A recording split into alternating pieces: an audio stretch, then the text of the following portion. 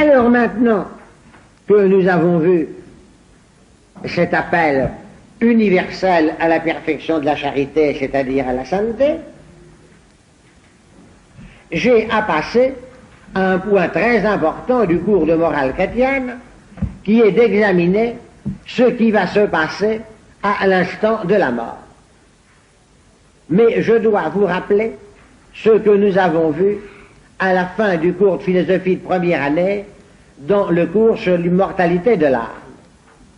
Nous avons vu qu'à l'instant de la mort, l'âme, en se séparant du corps, revêt un état purement spirituel, et que, par là, cet instant de la mort est un instant de lucidité totale, même s'il a été précédé par un temps d'inconscience, par exemple dans le coma, même s'il vient subitement dans le cas d'une mort par accident.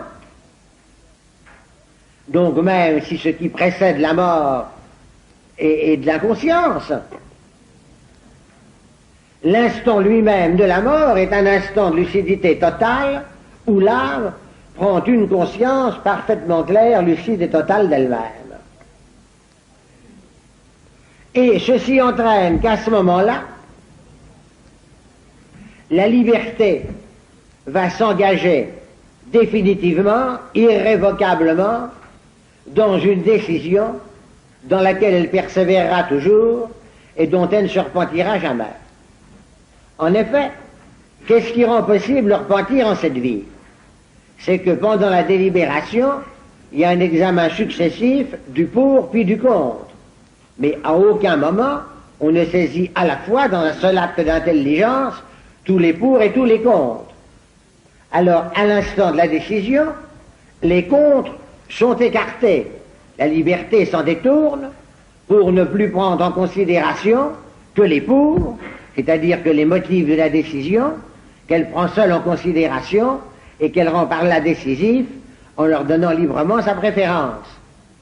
Mais quand la décision a ainsi été prise, il est possible de reprendre en considération les contres qu'elle avait écartés et par conséquent d'aboutir à une décision contraire, c'est-à-dire de se repentir. C'est cela qui, en cette vie, rend le repentir possible. Mais dans la lucidité totale de l'instant de la mort, il n'y a plus un examen successif du pour, puis du contre, puis du pour, puis du contre. Mais dans un seul acte d'intelligence, il y a une vision totale de tous les pour et de tous les contre à la fois.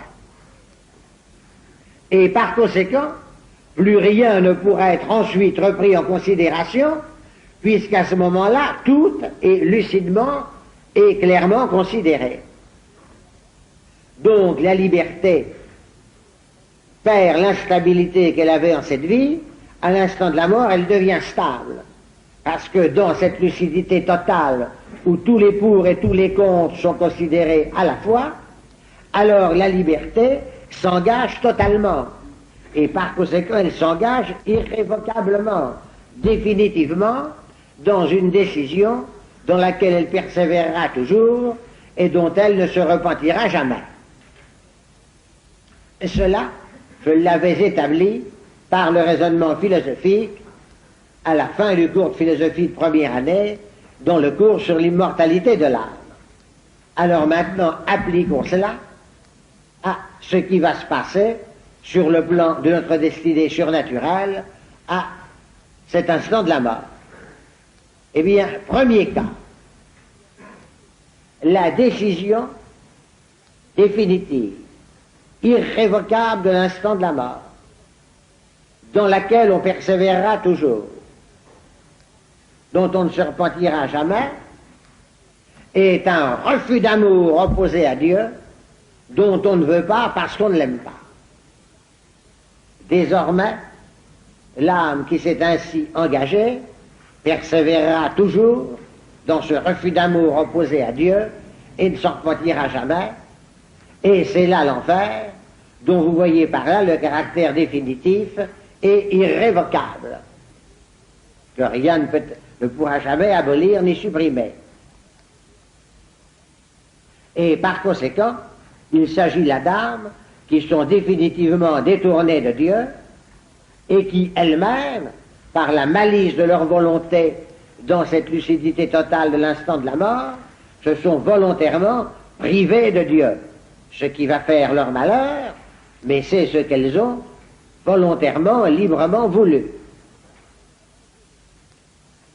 Alors vous voyez que l'enfer n'est en rien l'œuvre de Dieu. Dieu n'a jamais voulu l'enfer. Dieu ne souhaiterait qu'une chose, c'est que l'enfer n'existe pas. L'enfer n'est en rien l'œuvre de Dieu. L'enfer est l'œuvre des démons et des damnés. Ce sont eux qui veulent l'enfer. Ils ont cela parce qu'ils veulent cela. Et Dieu pousse jusque-là le respect de notre liberté, parce qu'il s'est enchaîné à notre liberté pour que nous puissions lui donner une libre adhésion d'amour, ce qui entraîne la possibilité du refus, et même du refus définitif qui est l'enfer.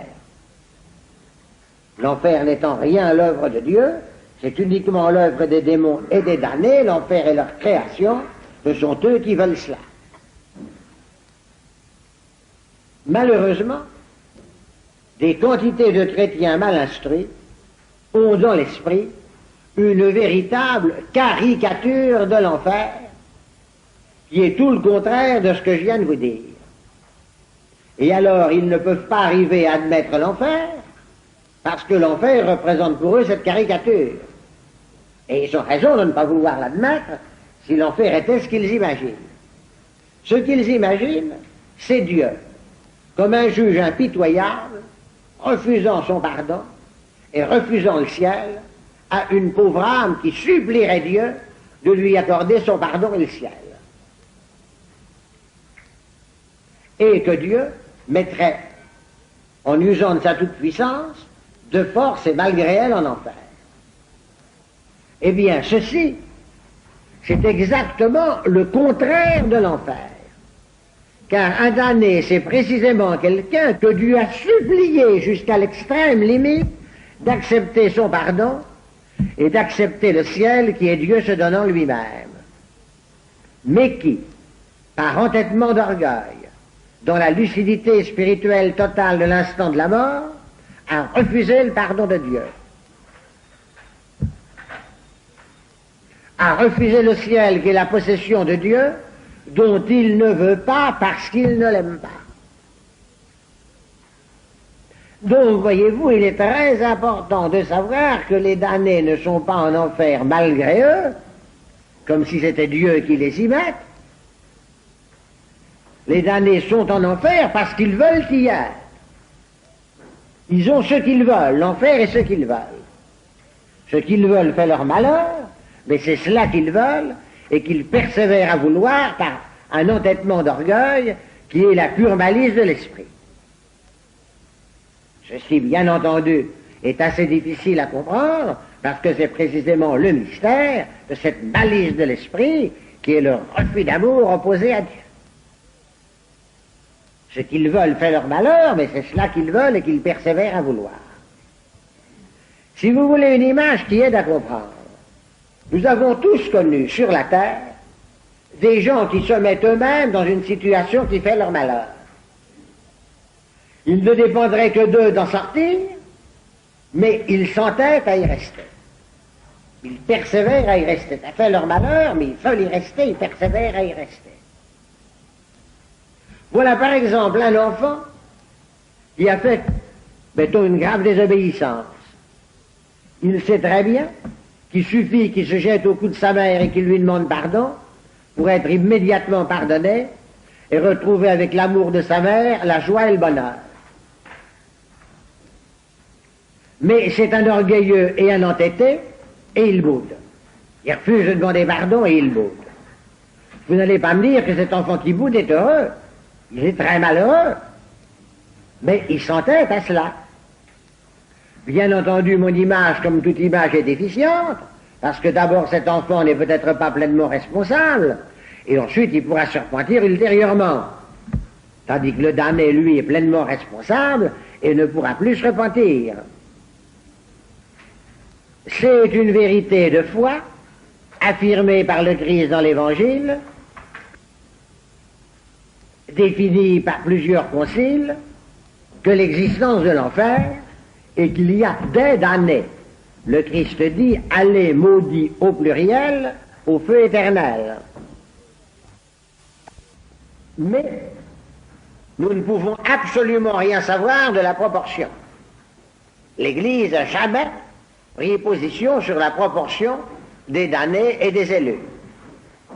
On a quelquefois cité en faveur de la thèse du grand nombre des damnés une phrase de l'Évangile qui est qu'il y a beaucoup d'appelés et peu d'élus. Mais cette phrase est un contresens de traduction. Si on se reporte au texte grec, la traduction littérale serait « il y a beaucoup d'appelés et moins d'élus ». Donc ça veut dire que tous ne sont pas élus, mais ça ne veut absolument rien dire sur la proportion.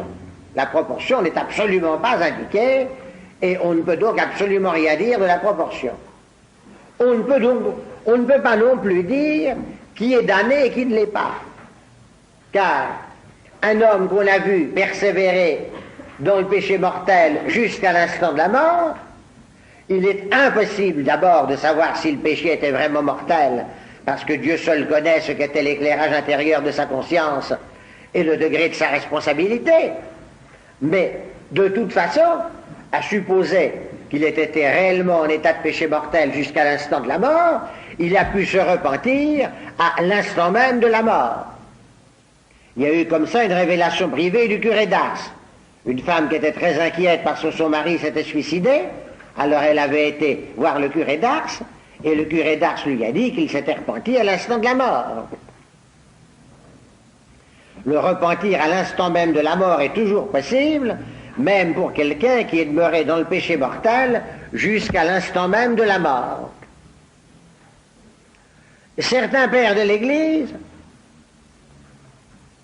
ont prétendu qu'on connaîtrait la damnation de Judas, parce que l'Écriture l'appelle le fils de perdition, parce que Jésus dit de lui, il vaudrait mieux pour lui qu'il ne soit pas né, et parce qu'on parle de désespoir dans son cas. Mais tout cela, ce sont des interprétations des textes de l'Écriture qui ne s'imposent pas, et l'Église ne s'est jamais prononcée sur la question de la damnation de Judas, et même une parole du Christ à Sainte Gertrude semblerait indiquer le contraire. Par conséquent, il n'y a personne dont on sait s'il est damné ou s'il n'est pas damné. Puisque, encore une fois, on ne peut pas juger d'après les instants qui précèdent la mort, on ne peut juger que sur l'instant même de la mort, et l'instant même de la mort est connu de Dieu seul. Nous ne pouvons jamais savoir ce qui s'est passé entre Dieu et l'âme à l'instant même de la mort. Ce qu'on appelle le jugement particulier, c'est-à-dire ce qui se passe à l'instant de la mort, est tout simplement la constatation qui est faite par Dieu de l'attitude intérieure de l'âme, qui est refus d'amour opposé à Dieu, dont on ne veut pas parce qu'on ne l'aime pas dans le cas de la damnation, et qui dans le cas contraire est adhésion d'amour à Dieu. Mais ce jugement de Dieu ne fait que constater. Par conséquent, ce serait une image déplorable de se représenter Dieu comme un juge à un tribunal qui prononcerait une sentence. Et surtout, alors, il y a une erreur très répandue qui est d'imaginer que Dieu ferait un décompte des bonnes actions, un décompte des mauvaises, pour voir de quel côté penche la balance. Et on a représenté même quelquefois, dans l'iconographie, les peintres ou les sculpteurs ont représenté le Dieu avec une balance, voyez-vous. Eh bien, c'est complètement faux.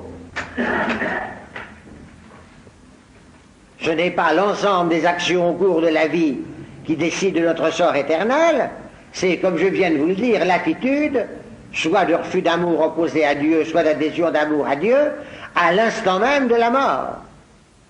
Et quelqu'un dont la vie a été jusqu'à l'instant même de la mort une accumulation de péchés mortels, peut très bien se repentir à l'instant même de la mort. Et seul compte ce qui se passe à l'instant même de la mort, comme l'indique d'ailleurs dans l'Évangile la parabole des ouvriers de la dernière heure. Il reste que ce serait une grave erreur de se dire, puisqu'il en est ainsi, je vais profiter de la vie et commettre des péchés autant que j'en ai envie pendant toute la durée de ma vie, et puis je me repentirai à l'instant de la mort. Parce que d'abord, il y aurait là une attitude de calcul, et une attitude de calcul est toujours mauvaise quand on est dans le domaine de l'amour et sur le terrain de l'amour, mais surtout parce que quand il s'agit de quelqu'un qui pendant toute sa vie n'a pas aimé Dieu, mais a aimé autre chose, il faut évidemment à l'instant même de la mort un extraordinaire arrachement pour se détourner de tout ce qu'on a aimé jusque-là et se retourner vers Dieu.